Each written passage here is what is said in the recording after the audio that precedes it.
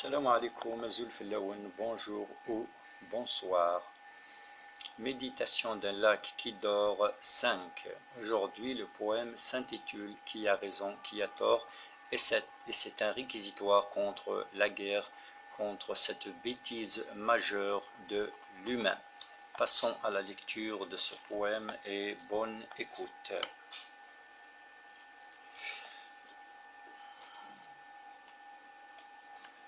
Tous ces cris perçants dénonçant l'abîme, c'est là que descendent d'innocentes victimes. La paix assiégée se fait rarissime, et cette terre n'implorant plus Dieu, sans foi, comme cet essieu sans moyeu, qui tourne toujours en ce lieu. Pour ne plus quitter la mort et consort, dites-moi qui a raison, qui a tort.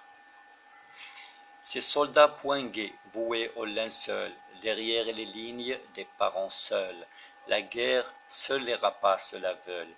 Tranchés et boyaux, socle de la paix, d'où sortiront fous et handicapés, et sont ceux qui n'ont pas pu s'échapper. Devant ce fatras de sang et de corps, je me dis qui a raison, qui a tort.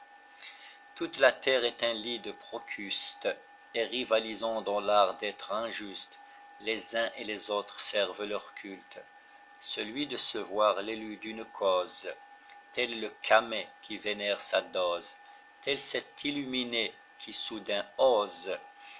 Témoin de ces jeux si fins et retors, je m'écrie qui a raison, qui a tort. Sermon belliqueux, hymne des nations, objet d'extase, objet de passion, chacun en aura sa pleine ration.